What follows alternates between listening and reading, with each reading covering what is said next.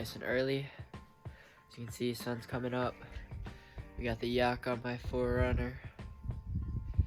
And we're gonna head out with Rayse out to one of our farther zones, a deeper reef, and maybe we're gonna try some blue water. I don't know 100% if we're gonna do that for sure. I'm super tired, but yeah, hopefully we can get on some action, maybe some ukus, maybe some, you know, bigger jacks. We'll see what happens. But yeah, I'm gonna go grab Rayse right now, and then I'll see you guys in the water.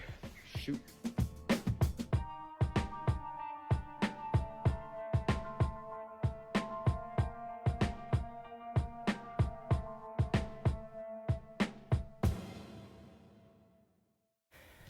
Alright guys, so to start off the dive, I was taking a bunch of warm-up drops, trying to scout out the area, scout the grounds, and see how the fish were behaving, see what they were doing, if they were skittish or curious or whatever.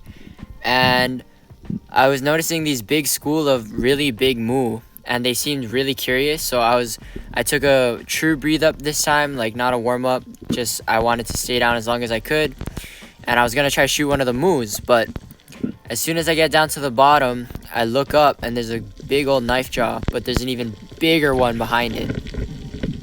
And so I didn't take the shot at the smaller one in front because I knew that one in the back was gigantic.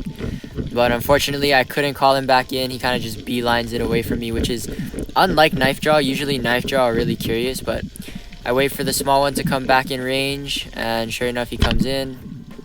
Get a nice mid body shot there, and he runs into the hole. But yeah, that big one in the back was really giant. Like, you can tell by his beak size, his beak was a lot bigger than the beak of the one I shot. And also the hump on his head and the size of his tail. I'll show a little bit more of a zoomed in shot in a second here. Oh, bro, you gotta jump in. Jump in. I just shot a knife jaw. Bro, I just shot a knife jaw. Jump in right now. So this is a bit more of a close-up and slowed down version of the clip. So as you can see how big this knife jaw is. Absolutely gigantic. His beak is huge. He's got that big hump on his head, and his tail is just a gigantic knife jaw. And honestly, he looks bigger than my personal best, which was around 9 pounds. So this guy might have been easy 10 plus, possibly, but we'll never know. And I couldn't find him after that, but you know, it is what it is. Super happy with the knife jaw that I got, and this knife jaw, the smaller one, probably has less chance of ciguatera too. So, but that big one would have been super dope to get a shot in, but he wanted nothing to do with me. And honestly, he probably holed up somewhere around this area, because there's a bunch of cracks like this, like the one that the knife jaw I shot ran into. So he was probably in one of those, but I couldn't find him. And honestly, if I did find him, I don't know if I would shoot him, because I've never seen knife jaws at this spot before. I've been here a few times, and I've never seen knife jaws at this spot. This is the first time I'm seeing two. I've actually never seen two knife jaws at once before too, so I don't think I would have shot the second one if I found it. But yeah, that would have been super cool if that big one came back. But usually knife jaws are really curious. I don't know why that one was scared of me.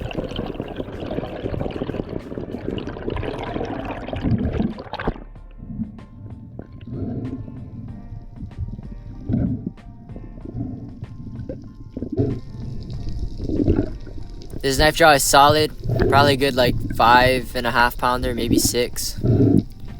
Knife jaws tend to weigh heavy, that's why.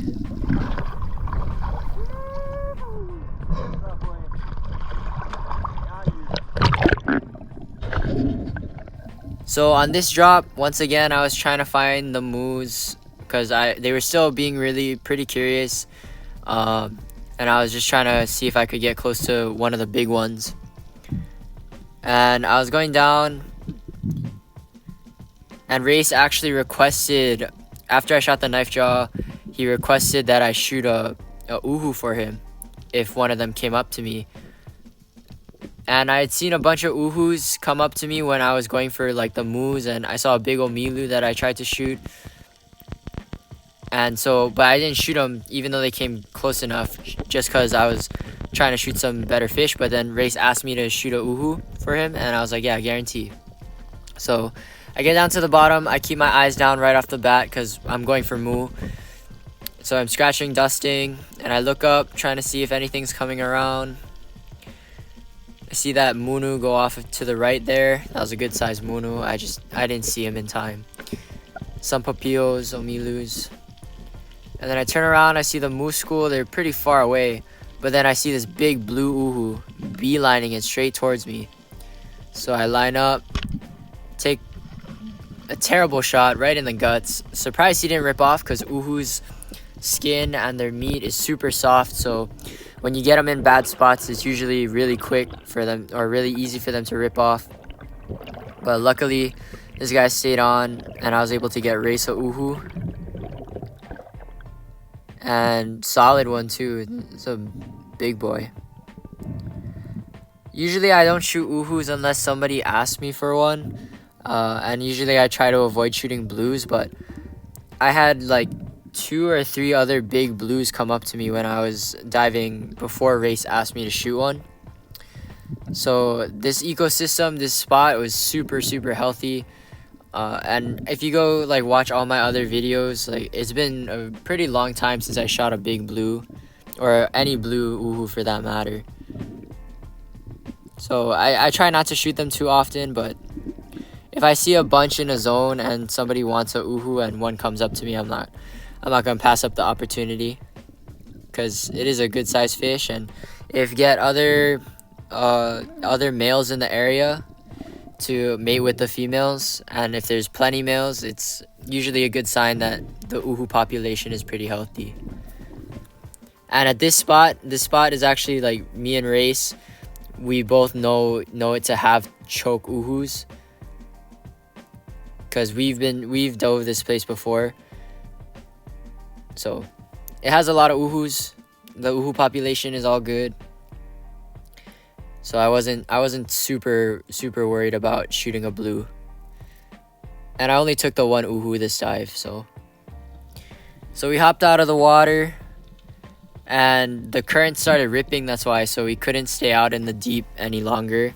We just didn't want to get swept out, have another crazy scenario like when I shot my PB uku. We almost got swept way out, so we didn't want to risk having that happen again. So we went back into this shallower zone, and I wasn't seeing too much, but I noticed that these menpachis were gigantic. So I was like, you know what, I'll just put one band, because I didn't have a 3-prong, so I just put one band on my gun and I was gonna try load up on some pachis. So I'm just waiting for one of the bigger ones to come out here, and I just pick my target, pull the trigger, and a bunch of stuff happens at once. One, I spined that menpachi right there, and when I look in the hole to see where my shaft went, I actually shot another menpachi. You can see him fighting around there, and my spear got pulled off to the right by something. I don't know what I didn't know what it was at the time right there. I was super confused. I was like, I must have shot something else too. So I got double menpachi, and you'll see her in a second. But I go back down. One of my menpachis is up on my shooting line because I spined it and he like floated out.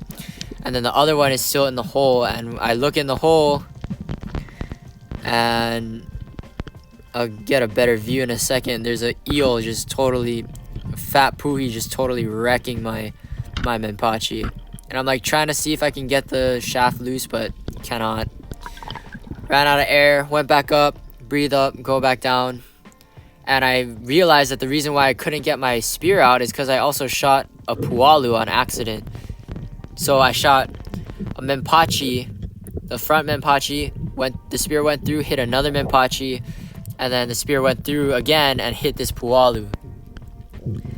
So 3 fish on the one shot. Not really, I wasn't trying to hit that pualu, like I didn't want to take home a pualu, so I ended up using it for chamdo.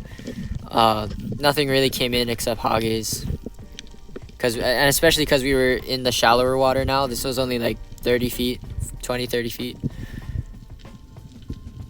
But yeah, and the puhi ended up taking my second menpachi off the shaft. and left nothing but one eyeball. As you can see it, you can kind of see it right there, and I'll pull it down. The one eyeball left from the Minpachi that I shot. So after that, after I shot the Minpachi, I went back down on the same hole, but just a different side, and I was gonna try shoot some more Minpachis. So I'm going down on this shallow ledge here, and the current was actually kind of stronger in here in the shallows than it was in the deep, but we were like off and on the yak, so it didn't feel that bad, and we could just paddle wherever. But I get back down and I look in this hole, and I started noticing there's some giant toals in this hole. So I'm trying to line up on one of the big boys, but the big ones are pretty smart. I mean, if I had spent more time with it, I probably could have shot one of them, but I just line up on the first one I see, and he wasn't one of the big ones. He's still a big one, like a good size one, but there were some really big ones in the hole, but they were smart. Like every time they would come in when my gun was down, but when I would raise my gun to aim, they'd take off. And there's a big kaku there chasing some opelu. But yeah, here's the two big boys, the knife jaw and the uhu, and Rayse was dead from paddling and kicking and battling the current. But super solid dive, super fun. First time I'm shooting a knife jaw out in the open, so that was sick. Alright guys, we are back from the dive. Got the two really nice fish here. Got the big uhu that I shot for Rayse, but I dropped him off at his house and I forgot to take it out of the cooler and give it to him.